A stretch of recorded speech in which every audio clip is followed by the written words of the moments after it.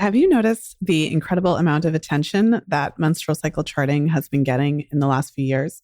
If you, as a women's health practitioner, have not yet specialized in fertility awareness cycle charting, you're missing out on a huge opportunity to support your clients. Year after year, the more clients and practitioners that I work with, it's clear that regardless of how much attention cycle charting is getting, the average woman still does not know how her cycle works, and her healthcare practitioners don't know either. It's time for us to be part of the solution instead of the problem. Join us in our next class of FAMM, our Fertility Awareness Mastery Mentorship. This is your opportunity to specialize in fertility awareness cycle charting and advanced chart interpretation. Before FAMM, I was still growing my practice, but there wasn't the structure I have to it now. Fertility awareness method and using cycle charting in this way as a diagnostic tool is completely integrated into my practice. It is at the center of my signature offering. And I did increase my prices. Gosh, it's been several years now, but I am generating the most revenue that I ever have. Join us in the last class of FAMM that we're offering this year. We start in July, and you can head over to fertilityfriday.com/FAMMlive to apply now. That's fertilityfriday.com/FAMMLIVE. This is the Fertility Friday podcast, episode number 577.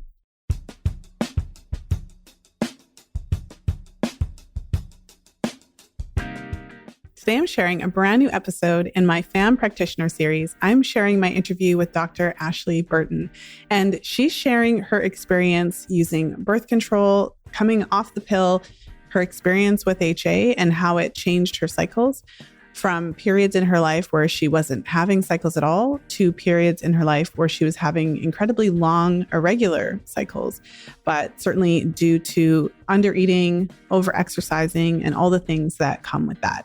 Ashley's going to share how she was able to overcome these challenges and restore normal cycling. And so before we jump into today's episode, I just want to share a little bit about Ashley. Dr. Ashley Burton is a chiropractor and holistic nutritionist specializing in fertility, nutrition, and women's health. She holds a Bachelor of Science in Biomedical Sciences from the University of Guelph, a Doctor of Chiropractic Medicine from the Canadian Memorial Chiropractic College, and a diploma in natural nutrition from the Canadian School of Natural Nutrition. With a focus on prenatal, postpartum, and core rehabilitation, Ashley combines evidence-based care with a deep understanding of the mind-body connection. Drawing from her personal experience with hormonal health challenges, she empowers women to optimize their well-being through movement, nutrition, and education. So without further ado, let's jump into today's episode.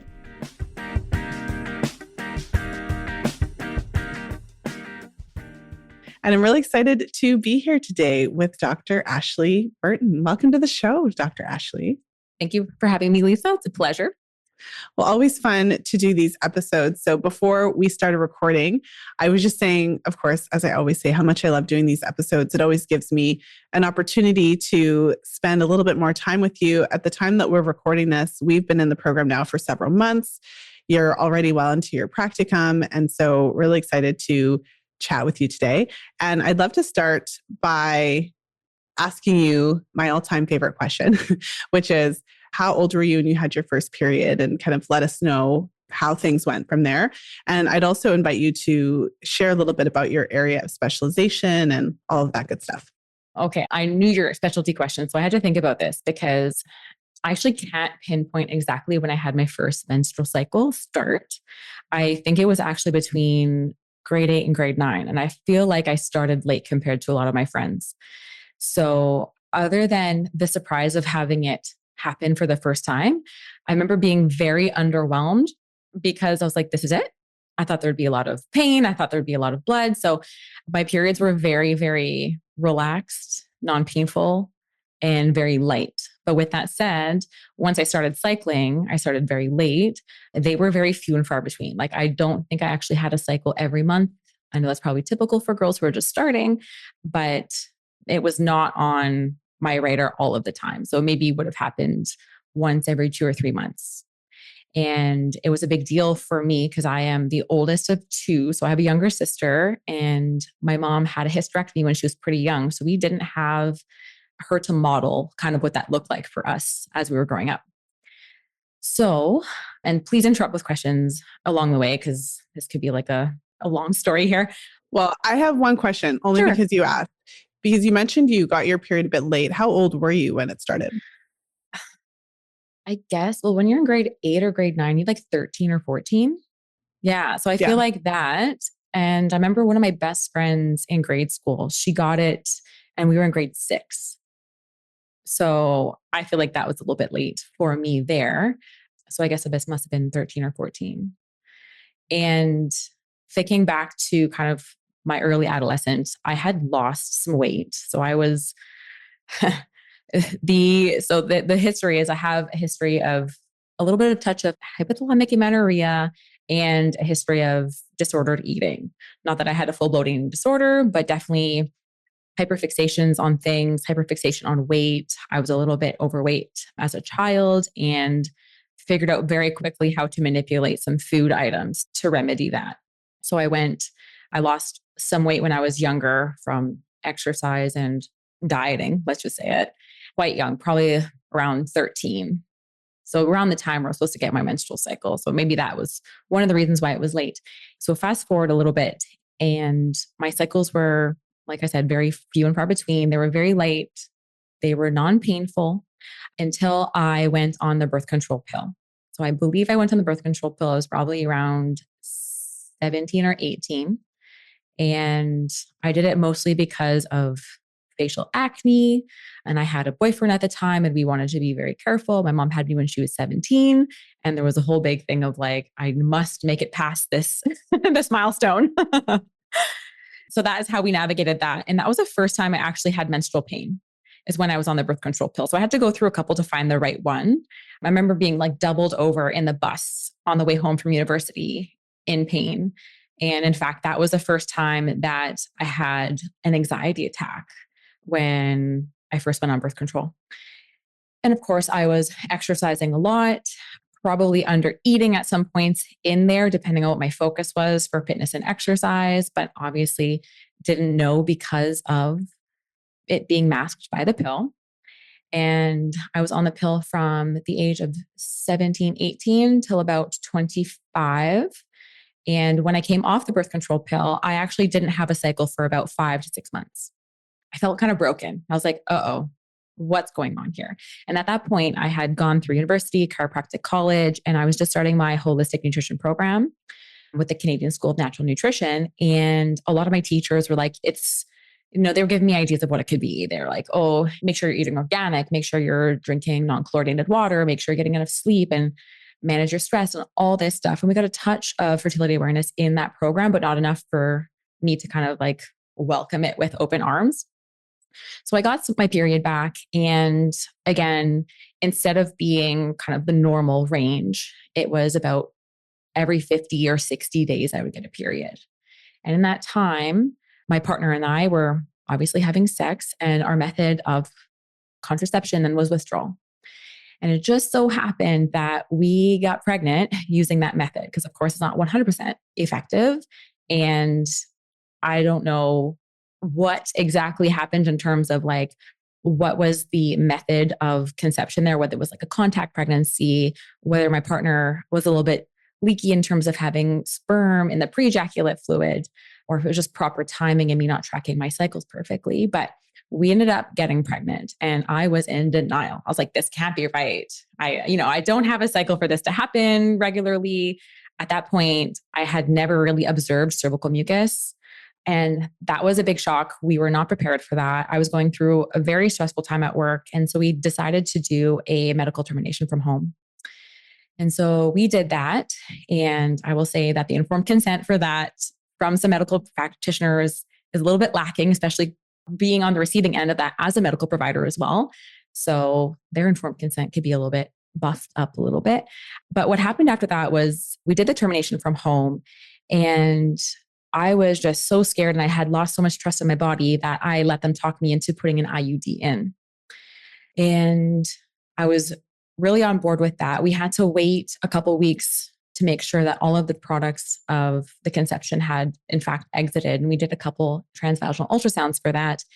And ultimately they still placed the IUD in, and there was a little bit of conception products left in the uterus. So that was, let's say, August. So fast forward to a couple months after that in October. And I'll never forget this. My husband and I were in the health food store together, and I really had to go to the bathroom. So I said, "Hun, I got to go. I'll be right back. You pay, I'll meet you in the parking lot." I got to the bathroom and I peed, and I went back, and I still felt like I had to pee. I had this enormous pressure, and I went back to the bathroom, and then I was stuck on the toilet because I was hemorrhaging.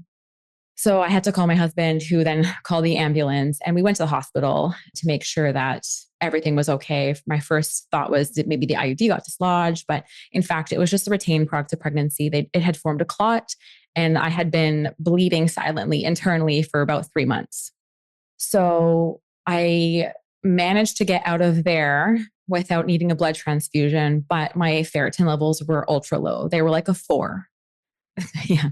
And I was still working. I was still trying to work out, and I was just exhausted. So that was my big eye-opening situation of, this is not working and I need to find another way of taking care of my fertility. So I started listening to your podcasts. I started tracking my cycle very loosely using my DIY charts of just tracking temperature and looking for cervical mucus. And then our wedding came around, and I decided that I wanted to get nice and lean and shredded for the wedding. So I put myself on a little bit of a cut diet, and I was still working out heavy. And I actually saw through my charts my cycle start to diminish and diminish and diminish. And I went 3 months without having a cycle, 3 months without seeing cervical mucus. And I saw my temperatures dip down into the 35 degrees Celsius range. So I knew what I was doing because I was watching it happen in real time, but I had a short-term goal and I was determined to get there. So I actually went the whole way. And on my wedding day, I was sitting next to my husband, and I thought, oh gosh, I'm sitting next to the person I love and I can't ovulate. That is just the most devastating situation, because you're sitting next to the person you just married and you're like, we want to have babies, but actually can't ovulate. So I knew that I'd have to gain the weight back. And that's what I did. I gained all the weight back. And then I went into hard period recovery after that. So I used your book, The Fifth Vital Sign, as a wonderful resource. I used No Period Now What as a resource. And I really got myself back on track there. But it took me a while to get my periods down from being 50 days to 35 days to now kind of 30 days with practice and a lot of mental gymnastics.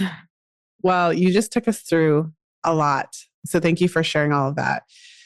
I was taking some notes, and I mean, there's quite a few things I can ask about, but I mean, I think the first thing I'll say is that it definitely takes a lot of effort and determination to restore your period. So I feel like that's huge. So maybe we can start there and share with us what, of everything that you did, what you feel like was the most impactful in terms of bringing your period back initially. Well, I think initially I had to gain the weight back. That was the biggest thing, because coming from a very strong nutrition background, I have always eaten organ meats. I have always eaten healthy in terms of that way, whole foods. And I do a lot of my own cooking. And so it wasn't the fact that I wasn't getting those nutrients in. It was a fact that I was consistently underfeeding and over exercising. So it was really that balance of reducing exercise and just eating more food. So I actually gained all the weight back. I had lost 10 pounds and then gained it back. And that brought my period back, and it brought my libido back. I was able to sleep without having hot sweats, because that's what happens when your estrogen starts tanking and you have an imbalance with the estrogen and progesterone. And I just felt a little bit more balanced and level. So ultimately, I think it was just gaining the weight back. Some women, me, I'm going to put myself in that category, have just a lower threshold for stress. And I think that knowing that about yourself is very important, because then you can learn how to buffer it, right? Or how to keep your stress below that threshold. So it was really a mindset shift, being okay with gaining the weight back. And it went into making sure that I got rid of the clothes that didn't fit me anymore. I'm not putting myself into an extra small sports bra ever again. Making hard set rules for myself, right? So if you can have hard set rules for yourself to kind of derail off of the natural and healthy track there, you can also give yourself nice hard rules to get back on track. And so I took a step back from a lot of weightlifting. I took a step back from cardio. At the time, I was fasting. So I stopped fasting. That was a big one, to make sure you get all your calories in, because it is really hard to get all of your calories in, especially if you're an active woman and you're skipping breakfast or not eating till 1 p.m. Very hard. And the other thing that I thought really helped was, and it was really hard for me to give this up, was actually cold dipping. So it was something I was doing with my husband and our friends, and it was a way to connect and have community and do hardcore things with my husband that I thought was cool. But at the end of the day, it's just more stress buffering up against my threshold. And of course, there's like the whole idea of cold dipping. Like obviously there's, it's good for you, but it releases cortisol. It requires more thermic energy from food to raise your body temperature back up. So that's extra calories that you're burning that you might not be refueling. And then if you're doing it for your whole cycle, you get to your luteal phase where your body temperature is meant to rise. It's meant to keep your uterus warm like a little incubator. And then I'm going and literally sitting in a pond with ice in it. Right. So a lot of those things. But I think the main thing was the energy balance and maintaining like a minimum amount of body fat to be able to cycle. Mm-hmm. Yeah, there's so much there that you did. And I'm glad that you even mentioned the amount of weight, because obviously that's a huge part of this issue in general with losing your period due to HA, right? Undernutrition, overexercise, because there's a huge fear around how much am I going to have to lose. So just to put it out there, there's no magical number. So in your case, Ashley, it was that like you kind of knew because you had been cycling and then you specifically lost some weight to achieve the goals that you had for your wedding. So in your case, you kind of had an idea around how much that was. And in your case, it was about 10 pounds. I think that that's useful to think about because in some cases, it's not as much weight as you think you have to gain. So I think that could be useful. But for some women, it's more, and it could be more related to how stressed their body is and how their stress hormones are. It's not just an equation of, for some women, it's not just an equation of gain this much weight and get your period back. It could be like reducing the stress, like you said, in all of these different areas, plus gaining some weight, plus having a long enough period of consistency of food availability that your body starts to trust that it's going to be there. So I think there's a variety of different factors. I think the cold dipping, the cold plunging is an interesting piece as well, because a lot of the practices, I mean, I call out the kind of male influencer stuff, right? So a lot of the practices that you were doing, I mean, that's what is on trend right now, right? To fast, however you're doing it, intermittent fasting, to do the weightlifting, right? And to build that muscle mass. And there's a lot of, and the thing about it is if you look at the research, there's a lot of research about fasting. I mean, fasting as a concept, there's a lot of research showing potential benefits for longevity. There's a lot. So it's not like you can argue that there's no benefits in general. But what is the goal, right? Like if you're trying to achieve menstrual cycle health and yeah. So anyways, without going on to a big tangent, you touched on a lot there. So the first question I had for you was, what did you do to really get your period back? But then there's a second part of this story for you, which is that when you did get it back, your cycles still weren't optimal initially. So you said periods were like 50-day range. So you were still having delayed ovulation, things like that. So do you want to talk a little bit about that aspect of it? And you said that there was something, and you probably already shared some of the things that you did, but I just want to kind of specifically highlight that aspect because it's not, in your case, it wasn't just about getting it back and then the journey was over. That was almost kind of the beginning of the journey to then get to optimal cycling. Yeah. So getting the period back was easy. It was just like eat the food. And at the time we were kind of around the house because we were around our honeymoon and our wedding. And so it was easy to just like eat food because we had great caterer, we had our honeymoon and we were staying in like wonderful places and we're just eating a lot of food. So that was good. And it took me maybe a week to see my temperature start to go up and see the reappearance of cervical mucus. So it was very quick for me to have that back, which was nice. But after that first cycle, the cycles were long. And I'm trying to remember at that point what I was doing physically. And I can't remember. And it's hard too, because I have a very physical job. I'm a chiropractor. I jump on people literally all day and move them all day. So there's not like a time where I'm sitting down for more than like 15 minutes. So it's a lot of physical exercise. And that is a constant in my life. So what I really had to do was kind of change the other things around that. And it wasn't until I honestly stopped cold dipping that my period started to get more in that 35-day range. So I really had to stop it was last year, I had to stop cold dipping and I stopped doing cardio. And I was only weightlifting, but weightlifting with the goal of gaining muscle, because with that, you also gain some body fat. It's inevitable.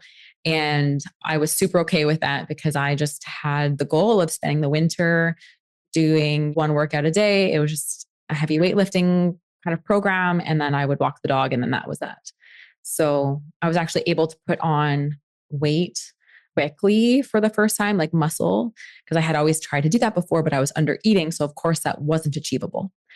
And with that, I was actually tracking my macros. So I was tracking the food I was eating, purposely eating at a calorie surplus and hitting a protein target to make sure I was gaining weight at a sustainable rate that would obviously build muscle, but then not build too much body fat. And that is exactly what I did.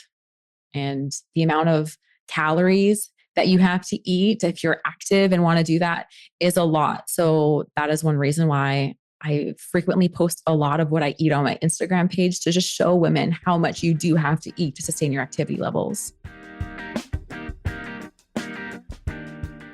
Our Fertility Awareness Mastery Mentorship is the training you've been looking for.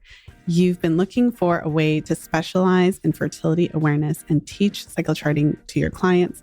You've been waiting for an opportunity to take a deep dive into using the menstrual cycle as a true vital sign and diagnostic tool.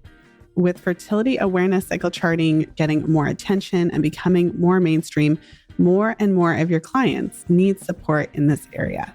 The FAMM program is so much more comprehensive in terms of menstrual cycle health, hormone health, and menstrual cycle foundations, charting for diagnostic reasons, charting for health reasons, monitoring your health. I gained so much more of an understanding of the physiology and nutrition, supplementation protocols. The previous programs I didn't touch on that at all. So this was a much more comprehensive insight. Working with clients who were really struggling with their cycles, that was a massive difference that I was actually working with.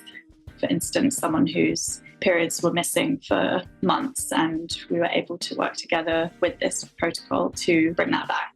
Join us this July for the last class of FAMM that we're offering this year. Head over to fertilityfriday.com/FAMM Live to apply now. That's fertilityfriday.com/FAMMLIVE.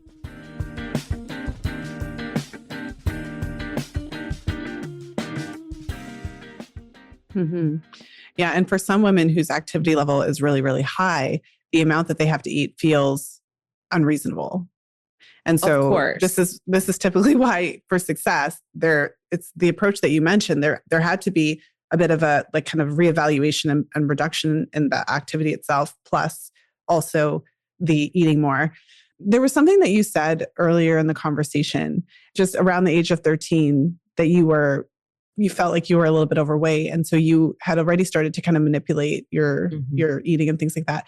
And what I wanted to ask you about that was, where did that come from? I mean, so the question feels very direct, but when I'm thinking about it, obviously there's the general culture that we live in, which it's completely insane and unreasonable. And I don't think it's possible to be like a young woman in this world with, like, unless you're locked in a place somewhere with no television, no social media. I feel like it's impossible to be a young woman without having any of those impacts, like just generally. I'm just curious because I've talked to many women, and sometimes there's like, was there someone in your family, or was weight a thing anywhere with your friend circle, or was it like media, or like, were you in dance or gymnastics? What do you think was the influence for this? I think so. I grew up in a house of three girls. So my mom was mostly like a single parent, and my younger sister lived with us. And I guess weight was always an issue because I have a lot of family members who are overweight. My dad's side of the family is First Nations. There's lots of diabetes, there's lots of obesity, and lots of unhealthy lifestyle habits there, smoking, drinking, etc. And I think I always grew up around, it was me and my sister. Everyone called her Skinny Minnie.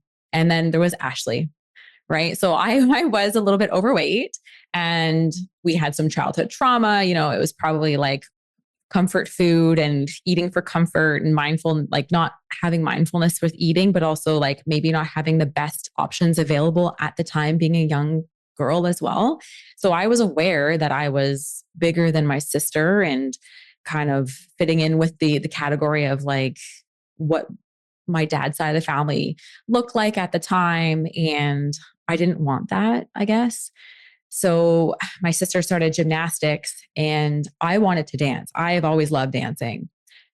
At the time, the programs that were funded for First Nations kids in Timmins, Ontario, were only sports, and dance was an art and not a sport. So instead of dance, I got thrown into kickboxing. And I hated it at first, but then I loved it. I loved it so much because I saw my body transform. I saw my body get stronger. I was able to do push-ups.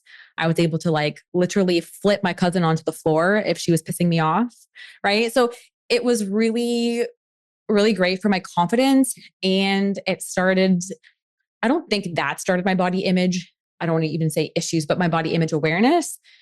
It was definitely kind of being around women who were very hyper-focused on their weight, grandmas, aunts, always on a diet, and then being around my little sister who nicknames. So I think it's just, you have to be very careful when you have girls and how you talk to them and what you say around them. And even if you have boys, because boys struggle with this too.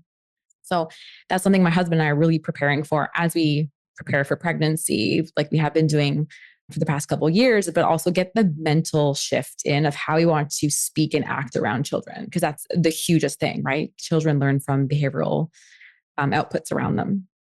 Well, I really appreciate you sharing that. I mean, I ask because it's just how my brain works. When I hear you say that, I think to myself, well, I know it's a very common thing, obviously. I can remember myself as a teenage girl where I don't really remember my mom really talking about weight or anything like that, but I watched TV, I had magazines. And so I definitely didn't get through teenage years unscathed. It's just, I don't think it's possible. But at 13, to be kind of aware and to be actively kind of manipulating food, that's why I asked, I'm thinking, well, because I think other women kind of need to hear that as well. It's easy to think that's just how it always was, or it was just natural to me. For anyone who's listening who never really thought about where those ideas might have come from if you had a similar experience. So, and then you had also shared a little bit about your pill experience. So you were on the pill for several years, 17, 18 to 25. And then you mentioned that you felt like the pill had potentially masked some of the issues, like potentially if you were under eating or over exercising, you wouldn't have known because your pill period was coming regularly. And you mentioned that you came off the pill and it took almost half a year for your cycles to return. And then when they did, they were kind of on this trajectory. So knowing now what you know compared to what you know then, do you want to just share a little bit about what you think about that experience? You mean like the experience of being on the pill and whether I would have had a period? Well, I mean, one of the things that you said that stood out to me is that you said you came off and you felt broken. You were in your program and then they were it was helpful information, but it sounded like the focus was more on the quality of food as opposed to just the actual problem, which was that you were exercising more, using more energy than you were consuming. Yeah, 100%. And I think the problem, I always say the problems are institutions, right? The way that the curriculum is taught. And that's why I love this program so much, is because it gives you everything all at once. And that's the type of learner I am. Like when I used to tutor in chiropractic college, I used to tutor histology and neuroanatomy. And I would pull from everywhere, like physiology, because you kind of have to see the bigger picture to understand the concepts and the mechanisms. So that's what I love about this program is we actually get all of that in one versus separately. And then you have to piece them together later, because in school, obviously I learned how energy balance works, right? We learned a bit of nutrition. We learned about the female athlete triad, but no one put them together in an actual course. And that is so frustrating because they exist separately in my mind, and they exist separately when they test us that way as well. Does that make sense? It does, yeah. Because, I mean, from someone on the outside looking in, nutrition school seems to breed a lot of nutritionists that potentially have certain disordered eating patterns. Of course, because you're so hyper-focused on eating the quote unquote perfect food or the right food. And that, I kind of got away from that when I was doing my like macro tracking, because I knew what I was eating was healthy. And of course, I had some quote unquote junk food once in a while, but it fit into what I needed to get in for fuel that day.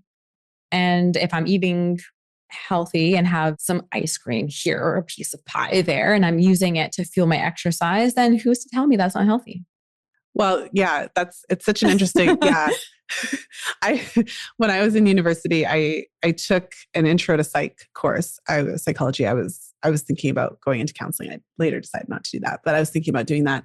And I just remember the whole time, we went through all the personality disorders and like all this DSM stuff. And like the whole time you're like, oh my gosh, I have this problem. I have this issue. I could just imagine going to med school and like going through all of the diseases. And like, I'm sure I have this disease that I can't pronounce this week, but last week I had this other disease that I couldn't pronounce. So I guess what I'm saying is like, yeah, it makes sense that if you're hyper-focused on nutrition and they're telling you like, this is kind of like ideal scenario. And then I think based on the work that I've done and books that I put out, there's clear evidence that there are some issues with guidelines themselves.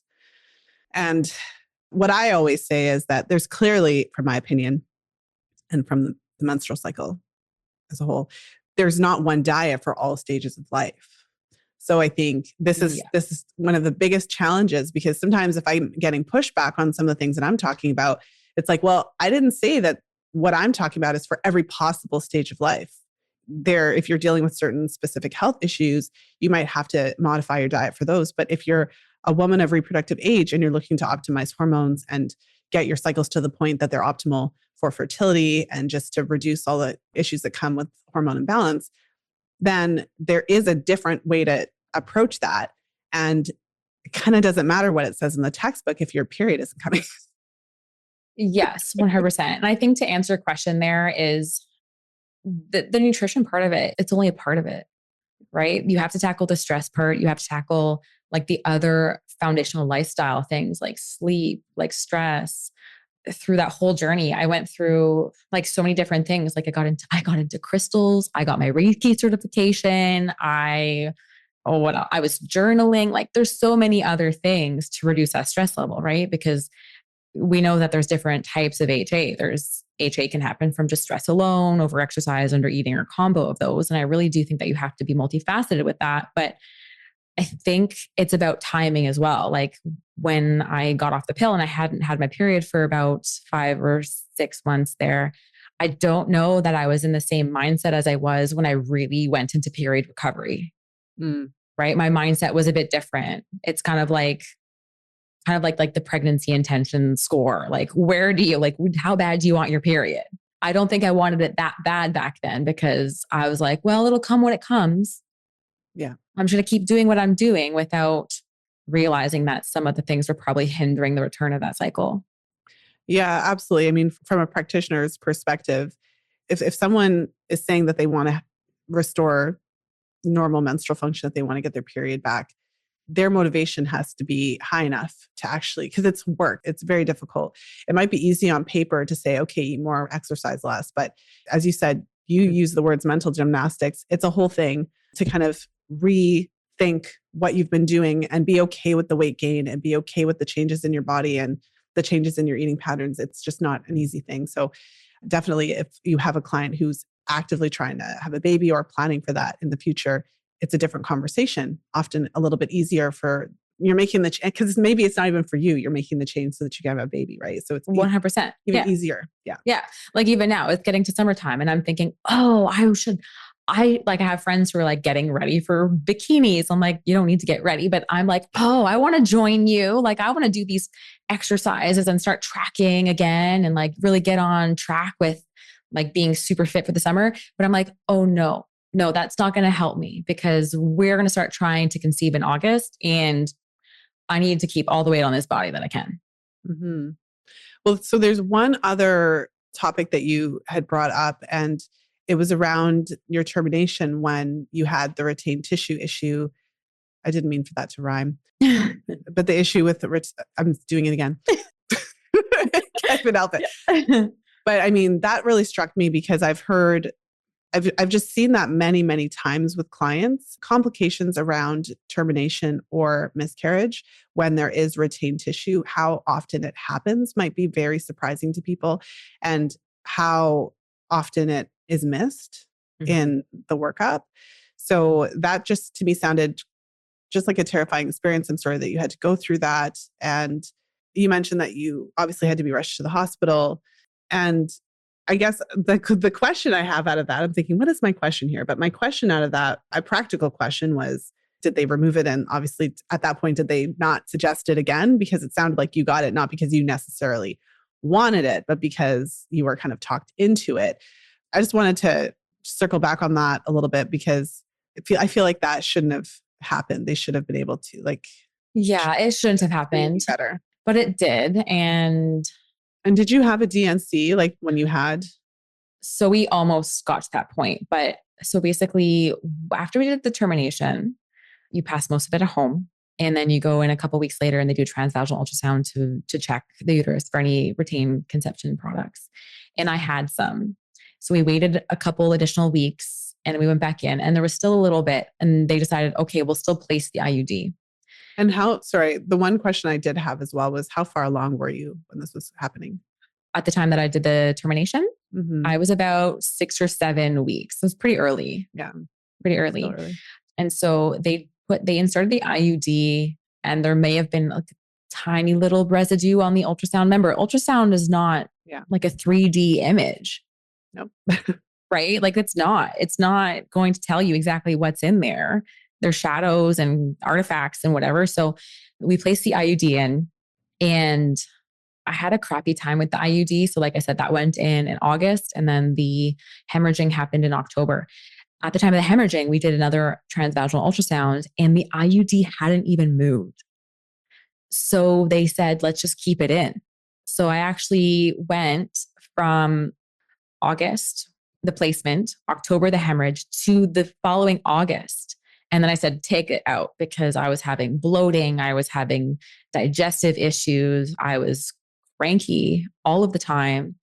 And I just wanted it out. So after the hemorrhage, I actually kept the IUD in. They kept it in. Wow. They did another transvaginal ultrasound a couple of days or a week after the hemorrhage and everything looked clear. The IUD was still in place. It hadn't moved. It hadn't perforated any of the organs or tissues. And they just said, just keep it in. And I went 9 more months like that. And I said, nope, that's it. Mm-hmm. Well, no, that is interesting that they kept it in. I feel like I thought of another question that I wanted to ask, but I don't know that it's that relevant. But yeah, I do remember the question that I had, which was, did you have any unusual bleeding around this time when this was all going on or not really? So I think I remember. So after the termination, I had some bleeding, but then it stopped completely. So I actually never actually had a period after the bleeding stopped from the termination to the hemorrhage and then thereafter. So I never had a period. Oh, and was it a hormonal IUD? Yeah, it was the Mirena. Okay. Yeah. Yeah, it was the Mirena. And you know, obviously the hormones are systemic. I had gut issues after it was placed. I had bloating. Like obviously my microbiome was affected, even though it only stays in your uterus, they tell you. Yeah, right. Yeah, that's my favorite like white lie. It's like, oh yeah. So for anyone who's been told that it's like such a low level of hormones, right? And it just stays in the uterus and it's localized or whatever. It prevents you from ovulating a certain percentage of the time. There's a small percentage of women who do continue ovulating while they're having it, but it's enough hormone to prevent you from getting pregnant for the most part. So, so anyways, and obviously if I can put lotion on my skin and that can go throughout my body, then if you have a hormone releasing IUD in your uterus, obviously the hormones are not just going to stay in the uterus, but I digress. Well, no, thank you for taking us through all of that. I feel like let's shift gears and talk a little bit. I mean, you mentioned some of the very personal reasons why menstrual cycle charting became kind of at the forefront for you personally to kind of understand what had been happening in your own body, but also the implications for what it could do for your clients. So maybe share with us a little bit about that, your decision to kind of move into this area and why you wanted to do that. And I suppose what some of the implications are now that you're in the thick of it with your clients. Mm-hmm. So I realized that when I started tracking my cycle, when I was doing my DIY charts, it became much more than just tracking my cycle. So at that time, I just had like literally like a spreadsheet with columns and rows. And I would write down my temperature and I would write down if I saw cervical mucus or not, no other details than that. And I had like other columns and I was tracking if I worked out that day, if I had a bowel movement that day, if I slept well that day. So it became kind of just like a journal.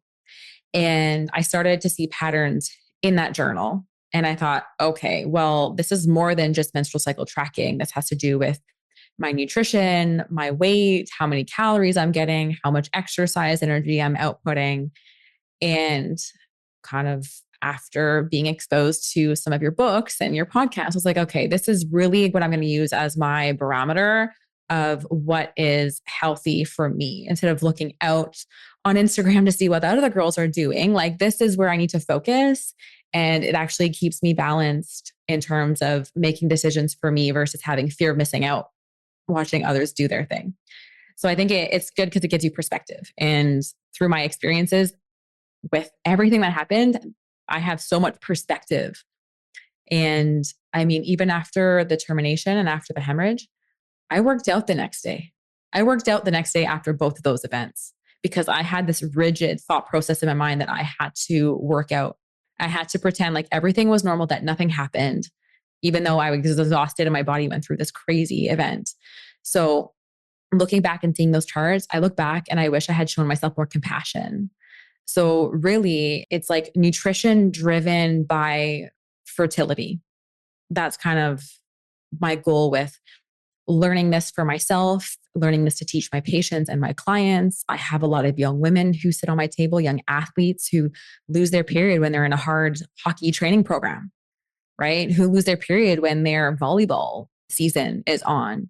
And I use those as opportunities to make sure that they're eating enough, that they're cycling, that they know that their period is important, because they're the bottom of the spectrum. And when I look at the top of my spectrum, I see old, frail, osteoporotic women on my table who either had like 6 babies in a row and were constantly breastfeeding and have low bone mineral density because they never worked on their cycle or replenishing, or patients who had fertility problems who now have osteoporosis. So I see both ends, and I see the value in educating both of those populations. And me being right in the middle of that, working on my fertility and having been in the place of the younger girl who I wish I had someone like myself to tell me, Ashley, eat more, don't be an idiot, stop running so much. I wish that for myself, right? And so I really see the opportunity that I have in providing my patients and my clients with that. So now I have a full-time chiropractic practice, and I never shut up while my patients are on the table. They get an earful of nutrition, of everything I've learned on podcasts that I listen to, on the research that I do for my own podcast about recipes and cooking and why everyone should eat liver. And then I have a little bit of a home practice where I do one-on-one consulting with clients who want to prep and nourish for conception or pregnant and then want to enhance that. So it's important, and it's a big part of why I do what I do. Mm-hmm. I really appreciate your perspective on that. It's a blessing when you have the opportunity, I think, for you in your professional career to actually kind of see beyond just what's happening at this particular age group. So to have the ability to be working with a variety of different ages, I mean, obviously with chiropractic, they have similar issues, but you're seeing it across the age spectrum to see how this can turn out. Because I mean, it's a broken record over here, Fertility Friday headquarters, that the menstrual cycle is a vital sign and it has a ring to it. It sounds kind of catchy or whatever, but that's not what this is. It's literally, that's what it is. And that's the message. So I really like that you just shared that, what you've seen, to see like, this is where it can end up if you ignore your vital sign for all these years. So the example of the woman who's had many children, but didn't necessarily have the information about replenishing those nutrients, because there's just nothing more nutrient intensive than growing people. When you grow tiny humans in your body, there's nothing more nutrient intensive than that. And also the potential implications of really exercising to the max, but again, undernourishing your body. So, and it all shows up in your menstrual cycle. So I love that for you, you've found this for yourself and also for your clients, because what I always say is that the menstrual cycle cuts through all this stuff. I've already kind of made a comment a couple of months to allude to that, but everyone has all these opinions, and the Instagrams and the TikToks tell us all this stuff, but then what's actually happening in your cycle right now? So can I share, we were having an interesting conversation in class, and it wasn't just you, it was you and one of our other participants. And we were talking about, I think we were talking about using the method for birth control, but either way, the luteal phase thing came up. Yes. And you were sharing how you were kind of looking at your chart this one month recently, and you were like, oh my gosh, I must be pregnant because you had the longest luteal phase that you've had. Maybe share a little bit about that. And like, again, listening to the beginning of your story taught us all how you got there. But I just remember that because that was really fun. Yeah, it was funny. I actually made an Instagram story about it as well this past weekend. And I got a lot of comments on it actually, because they're like, well, what did you like? What are you learning from this? Like, what's your take home? And so I guess my 2 cycles previous to this one, I had my longest luteal phase I had ever had. It was 13 days. And by day 11, I was panicking. And I said to my husband, like, whoa, we got pregnant. Like, I don't know what happened, but we got pregnant. He's like, there's no way. Like, look at your chart. Like, he knows how to read my chart. In fact, like he asked me, like, what's your temperature today? Have you had 3 hot temperatures in a row? Right? Because that's like date night. So I compared that chart to my last chart. And my last chart was my luteal phase was 10 days long. And the difference was the activity that I was doing. So the cycle where I had a 13-day luteal phase, that was almost immediately after my last dental surgery. So I gave myself permission to kind of relax a little bit. And it's funny that I say that because when I say it out loud, it sounds so simple. I gave myself permission to not go crazy, right? And it was hard. There was days where I wanted to do more than one thing. And that like, I wanted to maybe go for a run and weight lift, but I had literally just had 2 dental surgeries in the last 2 months and like come off of antibiotics. And I was like, my body needs a break. So I only did 1 exercise a day for that whole cycle. And it was beautiful. Like the temperature shift was magnificent. It was obvious. My luteal phase was 13 days. I thought I was pregnant. And then I got my period and I was like, wow, that was like a nice luteal phase. And then this last cycle, it started to get nice out here in Vancouver Island. So I was like, I'm going to start trail running. So I was trail running and working out and running my core rehab program and sometimes doing like 3 exercises a day. And my luteal phase was short. So you see all these little like exercise emojis and then a really short luteal phase. So I have proof of that, right? And you can't work on what you can't see. So having that was like a really big eye-opening factor for me. And so this phase, what my experiment is going to be is after that temperature shift, I'm going to just 1 exercise a day and see what that yields as a result for my luteal phase count. Mm-hmm. So, I mean, I love that you're doing this and going through this. As someone who this has been a part of my life for decades, as you know, this is kind of like my hope this is like my contribution. Like, this is what I want to share. It's not about, at least we like try to drill it with all our practitioners. It's not about having a perfect cycle. That's not the goal, because I don't think a perfect cycle is real. I don't think it exists. The goal is for you to get into this conversation with your body and understand your limitations and understand how what you're doing is impacting so that you can make different choices. So for example, we've had practitioners who are, prepping to run a marathon. And so if that's what you're doing, you should be aware that that also isn't a great time to be simultaneously trying to get pregnant. And you're going to see that in your cycle because you're going to see how that training impacts your hormone levels in a variety of different ways. And so that awareness is really what we're going for. And the more that you do this, Ashley, the more that you then know what your limits are. So there's something that comes up sometimes when I have these conversations, because I've had disagreements with people about luteal phase length, right?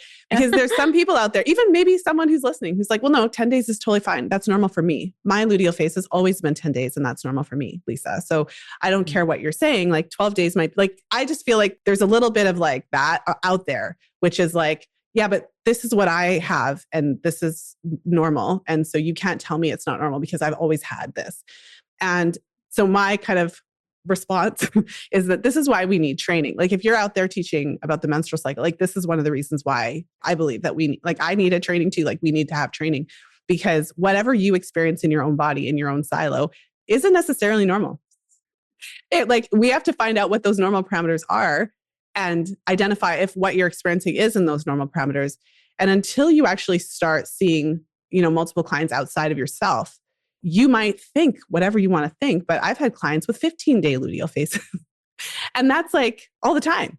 So I've come to the conclusion that, no, anything under 12 days, I wouldn't say is normal. Even if people disagree with me, that's okay. Because for my clients who do have shorter luteal phases, if they make certain changes, like in your case, Ash, they do tend to see the shift. So it's kind of like we're seeing what's possible but we're also having to face the fact that there are real actual parameters. And even if something's been normal for you, it doesn't mean that it's actually like optimal. Yeah. And I would have been one of those people who disagreed with you because for years I saw luteal phases that were like 9 or 10 days. Yeah. Right. So for me to see a 13-day luteal phase, I was like, whoa, it's possible. Yeah. And I mean, it's also, I think if you're a practitioner and like you've only seen your own cycles, then I think the danger is that you're going to normalize that in your clients. Yeah. And because you don't necessarily even think it's possible for you to have a 14-day luteal phase. But right. And yeah, so I'm glad that we're having this conversation. I think it's obviously really fascinating. And again, and thank you for sharing that as well. It was just such a fun conversation because I mean, I've had it many times with clients before where you literally are seeing this thing for the first time that years and years of charting you've never seen before because you made some of these changes. And it's really through that process that you start to really get like, we can talk about the vital sign piece and you can understand it theoretically, but when you apply it into your own life and then you start seeing it in your clients' cycles and things, and you start to see what's possible, I feel like it really shifts your perspective on things. So yeah, that was super fun. And it wasn't just you.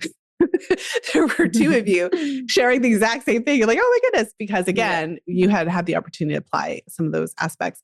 So, as we start wrapping up, I mean, obviously you're in the midst of your program. You've been in the mentorship for a while. I would love to hear just some of your thoughts. If someone's listening and they're thinking about joining, they're thinking about whether or not this might be helpful in their practice, what would you want them to know?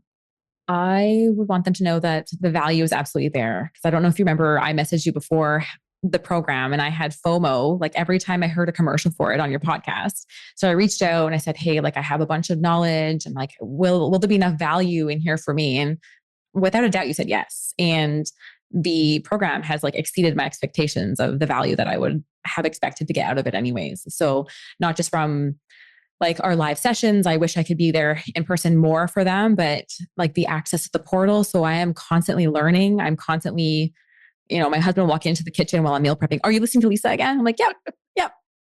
So like there's so many options for learning and opportunities for learning, whether it's like visually with the books and the references and handouts or audio with the videos, but then the client work and being able to bring the client work to class and have your eyes on it, have Amy's eyes on it and everyone else's, it is invaluable. So I really appreciate it. And it's been like a really, really, really awesome opportunity to be a participant in this program. Well, thank you so much. That's amazing to hear. And I thought of a question for you as you bring this into your client work. I mean, you're still in the midst of the program, so we'll have to hear from you later on a few years down the road once you've fully applied it. But now that you are kind of aware of what this is about, what are the implications for you with your clients? Like what can you do now that you couldn't necessarily have done before? Well, for chiropractic clients, I think I'm able to, I don't know, my questions are just different. Like the way I ask them questions, like I'm already kind of like an unconventional chiropractor in terms of like what I do with patients, because I do focus on core rehab and stuff like that. So not only am I asking on my intake about like core trauma to assess their core dysfunction, if they've had like C-section, vaginal births and all this stuff, but I'm also asking deeper questions of like replenishment and nourishment and like my intake questions are you still cycling? Is your menstrual cycle like quote unquote normal, healthy? Where is that at? Because I typically ask that anyways, because if someone's not cycling, then I know the amount of force I have to modulate to push through their bones if someone has osteoporosis or something like that. But in terms of nutrition clients, I just have more resources for them and I have more confidence with my recommendations because I know that you've done a ton of research and you put together like ironclad resources for that I trust and value. And between your books and Lily's books and all the content out there, there's just so much information to sift through. But I think it gives me like a much more mainstream confidence to apply everything I've learned with my clients and patients. Oh, that's amazing. Thank you so much for sharing that. And as we bring our call to a close today, I would love for you to share a little bit more about you, where you are in the world. You mentioned that you're a fellow Canadian in BC. So for anyone who happens to be local and is listening, and also anything interesting that you have on the horizon. Yeah, sure. So yes, I'm located on Vancouver Island. So I'm mid-island and I cater chiropractic. I work a lot of places on the island, but I do also work from home. And then obviously the nutrition component is virtual. So I can reach anyone, anywhere, but I do focus on women's health in my chiropractic practice. I see women prenatal, while they're pregnant, postpartum, and I see infants as well. So I do infant care. And obviously my nutrition practice is mostly around nutrition and replenishing and building nutrient stores to have successful pregnancy, conception, and postpartum. I have an Instagram page, Dr. Ashley Burton, and then my website is drashleyburton.com. My podcast is the Dr. Ashley Burton podcast, where I talk about a lot of nerdy things related to chiropractic and nutrition.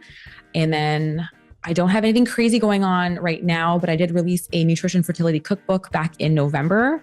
So that's available on Amazon, and the PDF is on my website as well. So right now I'm just working on my offerings for when we're done the practicum program and I have more free time, because we all need more free time to allow some nutrition clients into my programs. Amazing. Well, we will make sure to link to all of those places. Thank you so much for being here today, Ashley. This was a lot of fun. Thanks for having me, Lisa. Thank you for listening. If you enjoyed today's episode and you're wanting to share it with a friend, or you're wanting to grab any of the links that we talked about, head over to fertilityfriday.com/577.